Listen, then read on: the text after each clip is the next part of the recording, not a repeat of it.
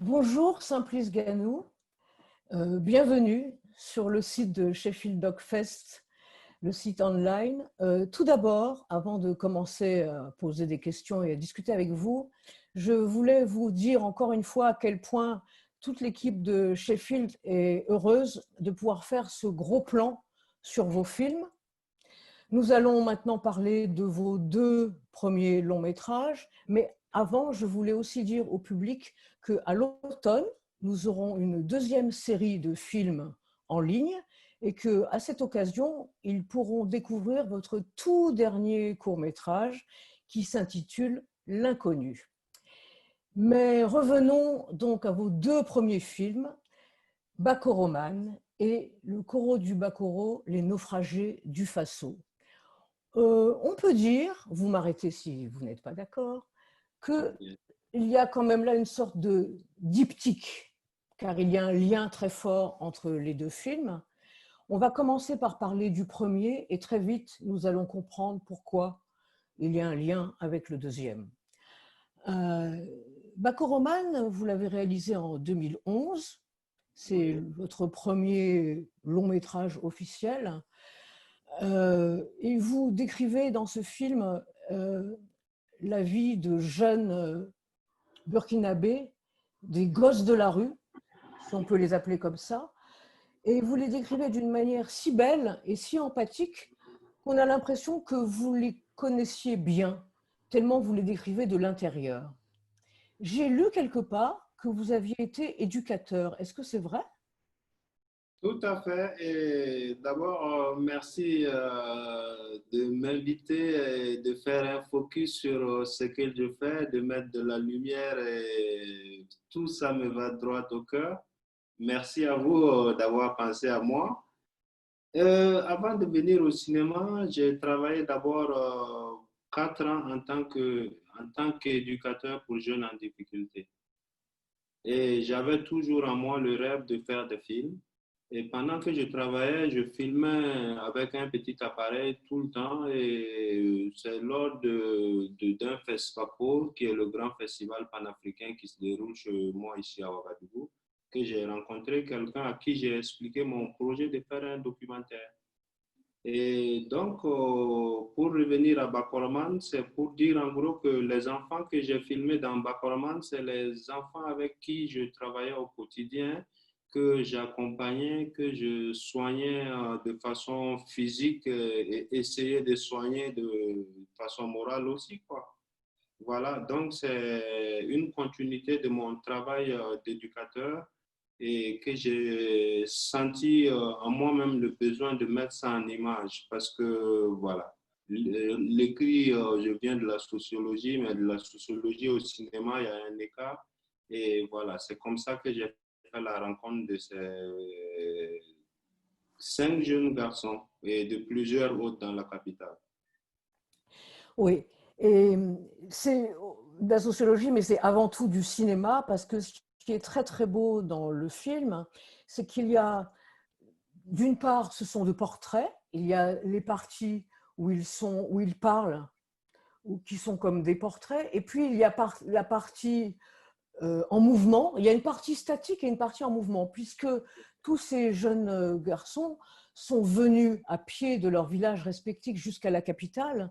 Et donc, il y a la partie sur le chemin où ils parlent de leur voyage sur la route ou en chemin de fer. Et ça, c'est vraiment du cinéma pur, parce qu'il y a le mouvement et la partie statique. Et cet équilibre entre les deux est très, très beau, je trouve. Ben, merci. Ce choix s'est imposé à l'écrit. Je n'avais pas imaginé forcément comme ça, mais certaines choses se sont décidées au montage parce que même quand le film, ils finissent leur trajet de Koudougou à Ouagadougou, au montage, dans un premier temps, je tenais vraiment à montrer la ville qu'on avait pas mal filmé dans Ouagadougou, comment ils vivaient. Mais j'ai senti que c'était un nouveau recommencement dans le film. Et du coup, le film se limitait à leur arrivée à Ouagadougou et c'était la fin. Donc, c'était en même temps l'occasion pour moi de rentrer plus en profondeur sur les personnages, voilà. Et connaissant d'ailleurs, par mon métier, les cinq, ça m'a permis de les mettre comme je l'ai écrit, dos au mur, quoi. Voilà. Dos au mur, avec des murs d'une couleur absolument sublime, cet ocre jaune typique de votre pays. Ben, ça me fait plaisir parce que j'aime bien cette couleur aussi et c'était par contre un choix artistique et ça me fait plaisir que ça vous plaise aussi. Ces enfants sont absolument incroyables parce que ce que vous décrivez est quelque chose d'assez dur et pourtant ils ont toujours presque le sourire aux lèvres, même s'ils expriment des choses parfois difficiles, violentes, sur la recherche de la liberté, du travail, mais ils ont ouais, une espèce de joie de vivre, je sais pas, je pense que cette couleur ocre et ce soleil intérieur est aussi là à l'écran. Ben, oui, en filmant déjà, je savais que je voulais pas faire quelque chose de misérabiliste. Voilà. Je voulais filmer cinq jeunes gens qui ont décidé de prendre en main leur destin en allant affronter la ville et rêver comme tout le monde, quoi. Donc, c'était ça l'objectif. Et eux aussi, je ne sens pas le misérabilisme en eux. Certes, on sent l'insouciance. Avant tout, c'est des enfants et tout. Et ils n'ont pas la même notion du danger que les adultes. Mais c'est des jeunes gens qui sont allés comme la ville, comme un Far West, avec le rêve, cinq cow-boys à pied et avec leur malice, voilà, pour affronter la ville, quoi. Ça. Donc, voilà, et même au quotidien, il y a cette joie de vivre en eux tant qu'il y a du monde. Certes, dans des moments de solitude, tout retransparaît autrement. Voilà, c'est tout à fait humain, quoi.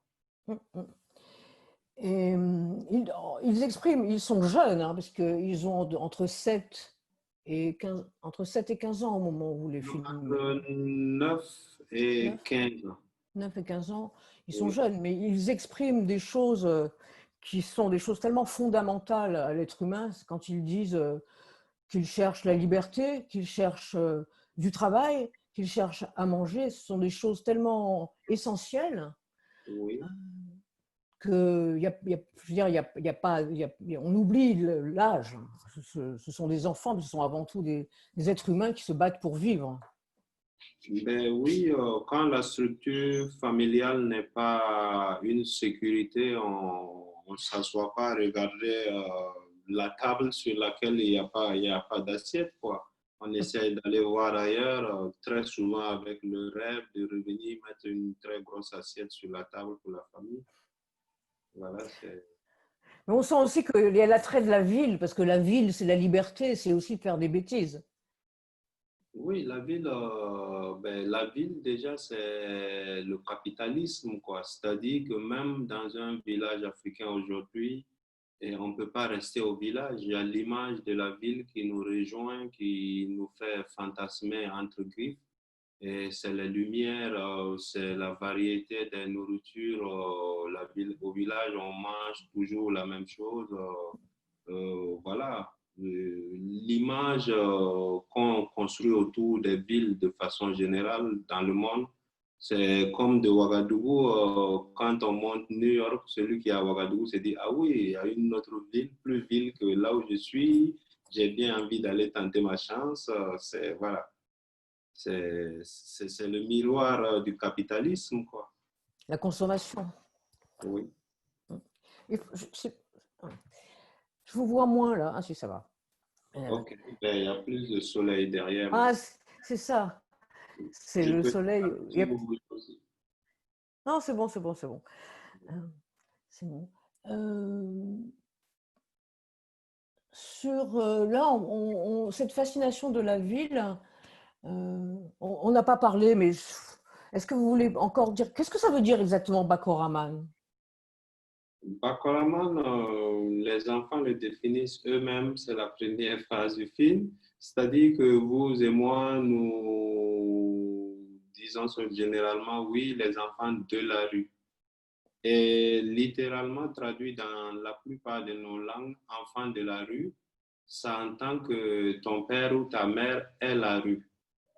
Donc, eux, entre eux, quand un enfant de la rue parle d'un autre enfant de la rue, il dira que c'est mon ami Bakoroman. Et dans le mot Bakoroman, il y a une façon de se valoriser, de valoriser cette rue. C'est-à-dire la rue que vous connaissez et celle que eux connaissent n'est pas la même. Dans cette rue, eux ont développé des codes. Quand ils se parlent entre eux, les citoyens lambda qui comprennent la même langue ne comprennent pas forcément ce que eux se disent.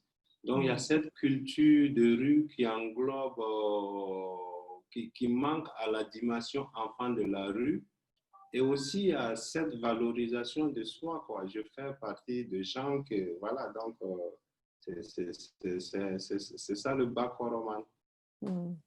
Voilà. C'est le nom que eux se donnent quoi, pour s'auto-valoriser. Voilà. Très bien. Mhm.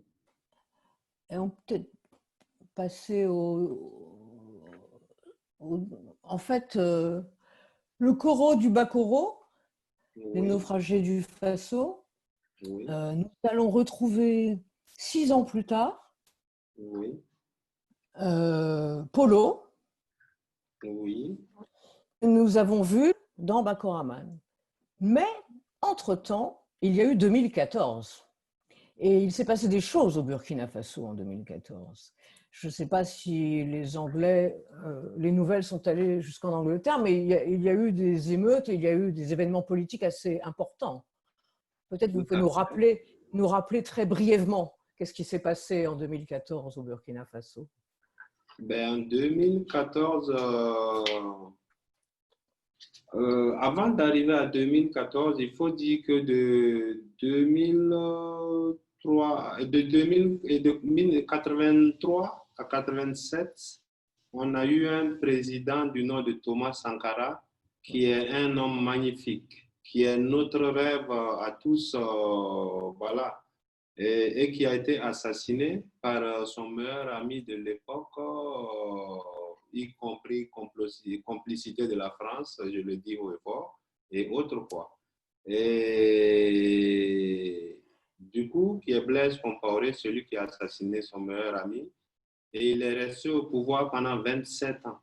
Et en même temps, il a instauré Thomas Sankara. Je ne pouvais pas parler de lui parce qu'on ne peut pas finir de parler de lui. Donc, je vais aller. Blaise Compaoré, qui a éliminé Thomas Sankara, notre rêve, a fait 27 ans au pouvoir et a instauré ce qui s'appelle une démocratie entre griffes, mais sous couvert voilà, d'une dictature qui ne dit pas son nom. Et 27 ans après, le peuple, il a voulu encore se maintenir au pouvoir après une élection. Et le peuple s'est levé et est sorti dans la rue, et l'a chassé et il y a eu une révolution. Voilà, c'est ce qu'il y a eu en 2014. Voilà. Donc, entre le moment où vous avez filmé ces petits Bakoraman et le moment où nous retrouvons Polo et ses copains, Oui, il s'est passé cette révolution au Burkina Faso. Euh, ce qui est très important, je trouve, dans le deuxième film, c'est que il y a en plus de cette immersion dans ce groupe, encore une fois, de gens, bon, un peu plus de jeunes, mais un peu plus âgés, de laissés pour compte, entre guillemets, qui vivent dans ce quartier, qui vivent de peu. Il y a une dimension un peu différente qui se retrouve dans le titre, qui est la recherche de l'identité et la recherche de la patrie. Et donc, je pense que ce n'est pas un hasard si vous avez fait ce film après la Révolution de 2014. Donc, Polo et ses copains, ils sont aussi dans la rue, mais ils ont des occupations un peu différentes que quand ils étaient plus petits. D'abord, ils font quelque chose qui est absolument génial, c'est qu'ils décorent leur bicyclette avec des morceaux de plastique de couleur qu'il brûle avec un briquet pour les faire coller et qui donnent des... Ce sont des artistes en fait, pour moi ce sont des artistes. Ces bicyclettes colorées sont absolument magnifiques et ils font aussi des lampes qu'ils vendent pour se nourrir, des lampes absolument incroyables qui sont des sculptures, qui sont de véritables objets d'art. Ils ont une créativité absolument incroyable. Oui, ben, quand je travaillais comme éducateur pour jeunes dans la rue, ce que j'ai remarqué, c'est qu'il y a très peu de gens cons en fait, dans la rue. Il n'y a pas de gens tout à fait bêtes. Il y en a certes que, comme dans toutes choses, mais tous ceux qui sont dans la rue ont un savoir-faire quelconque. Il y en a qui sont très bons danseurs, il y en a qui font... voilà. Et Polo, lui, comme il était dans le film, il ne sait pas réellement où il a appris ça parce qu'il n'a jamais vraiment travaillé avec quelqu'un. Et aussi, comme on disait pour le film précédent, c'est aussi la fascination de la ville, quoi. C'est les lumières, c'est la ville. Donc, quand il explique, lui, il décrit la ville, il a été carrément séduit par la ville et les gens partout, les gens ne dorment pas à n'importe quelle heure, il y a du monde, il y a les voitures, il y a les avions, il y a le train qui passe. Et voilà, donc, quelque part, peut-être qu'il s'est nourri, je ne sais pas, mais il s'est forcément nourri de, voilà, de tout ce fantasme de la ville, quoi.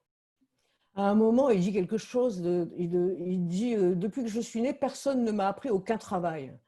Oui. Mais il n'a pas besoin d'apprendre parce qu'il a appris tout seul.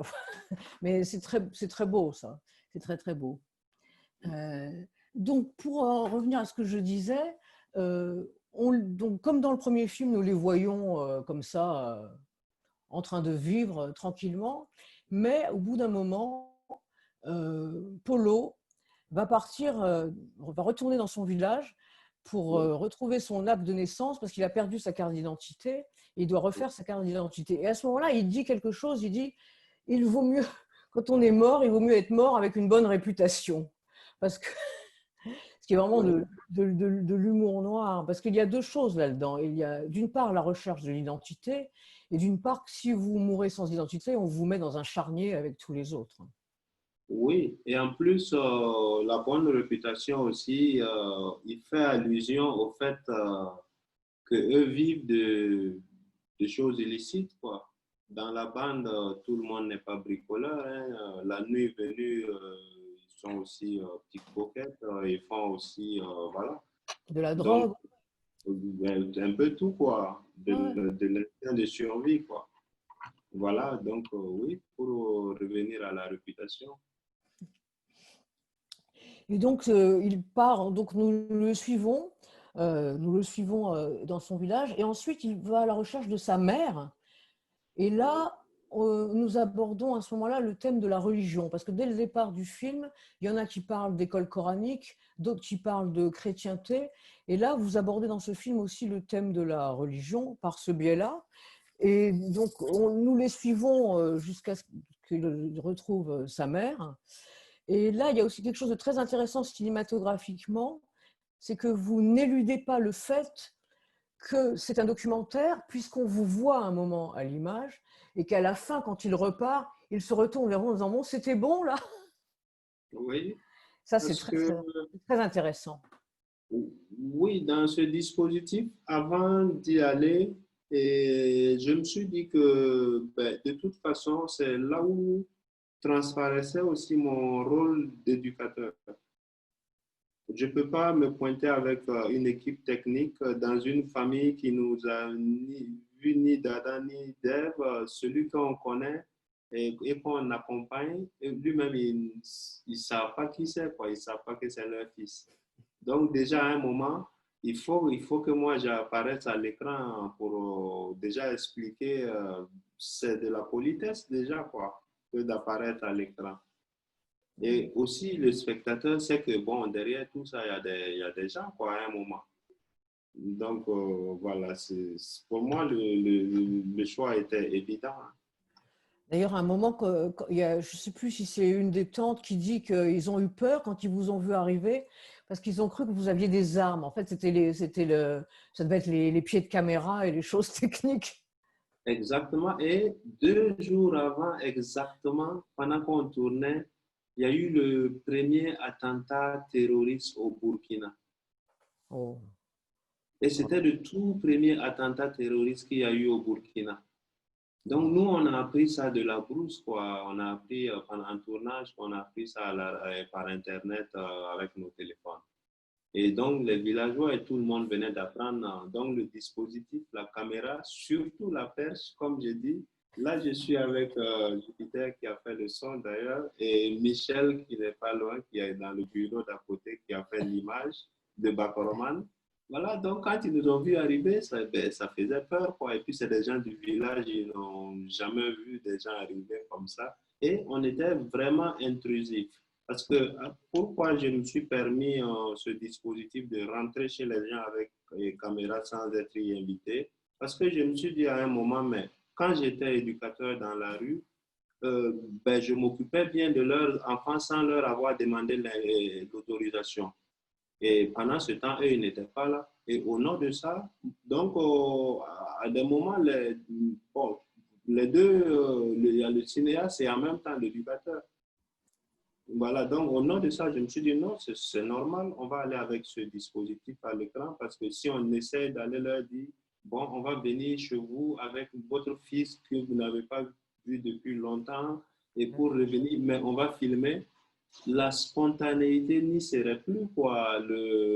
Voilà, la peur, la spontanéité, voilà, peut-être, même aussi, peut-être le dispositif a joué, même pas peut-être, il a forcément joué, vu qu'à la fin, avec la mer, ils étaient froids. Ils ne se sont pas fait des super accolades et tout. Bon, c'est peut-être un peu culturel, mais il y a aussi l'effet caméra. Oui, mais malgré cette froideur, vers la fin, il y a de l'émotion quand même. Oui, tout à Ça a fait, marché quand même. tout à fait. Tout à fait. Donc, Oui. Mais ce qui est remarquable dans les deux films, c'est ce qu'on disait au début, c'est que grâce à votre connaissance très intime et très longue sur la durée de tous les gens que vous filmez, il transparaît pour le spectateur une empathie formidable. Il transparaît de l'amour, de la beauté et de l'empathie. Ce sont pour moi les trois mots qui résument vos deux films.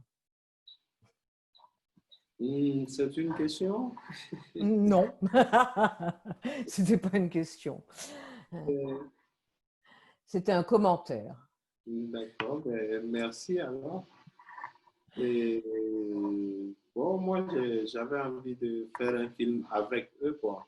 C'était juste dans les deux films, c'était l'objectif, quoi, de faire ce film. Je les connaissais bien avant, je connaissais l'histoire de Polo, sa mère qui n'avait pas vu, et il pensait que tant qu'il ne voit pas sa mère, rien ne se irait pour lui. Moi, j'avais envie de faire ce film avec eux parce qu'aujourd'hui, je suis plus éducateur pour jeunes en difficulté depuis 2009-2010. Je ne travaille plus pour la même ONG, mais je suis resté en contact avec la plupart des jeunes que j'ai connus, quoi. C'est pas comme si on travaillait à la poste ou dans un parking, du jour au lendemain, on claque la porte, on laisse les véhicules ou les lettres. On ne quitte pas des humains comme ça. Voilà, il y a eu des moments qu'on a passé ensemble où moi je suis rentré dans leur intimité, dans leur vie, eux aussi dans la mienne. Voilà. Comme j'ai l'habitude de le dire, au début, quand on est éducateur ou quand on s'occupe de jeunes en difficulté ou de marginaux, on pense qu'on va pour aider les gens. Mais en vérité, moi, ces jeunes m'ont beaucoup aidé, ils m'ont beaucoup aidé moi-même. Ça m'a fait beaucoup de bien de travailler avec eux, d'avoir accès à des réalités que j'ignorais. Et personnellement, voilà, on s'est auto-aidé, quoi. Je ne les ai pas plus aidés en les soignant ou en essayant de faire de l'alphabétisation, des choses comme ça. eux, voilà, en faisant des films avec moi. C'est aussi pour ça que vos films sont très importants, parce que pour les gens qui les regardent, ils combattent des clichés ridicules qu'on peut avoir. Et voilà, grâce à vous, on les connaît mieux et on les aime. Bon, c'est parce que aussi de plus en plus, c'est des jeunes Africains comme moi qui filment leur société. Des années avant, c'était très souvent des Occidentaux qui venaient filmer avec leur culture une société avec une culture étrangère. Donc voilà, c'est peut-être ça qui a. Je suis de plus en plus de films qui sont faits en Afrique que personnellement, je trouve qu'il y a pas mal de films qui sont de plus en plus aboutis et avec un autre regard, une autre approche. On a besoin de ça, de plus en plus. Merci beaucoup. On a besoin de l'équilibre. Merci à vous.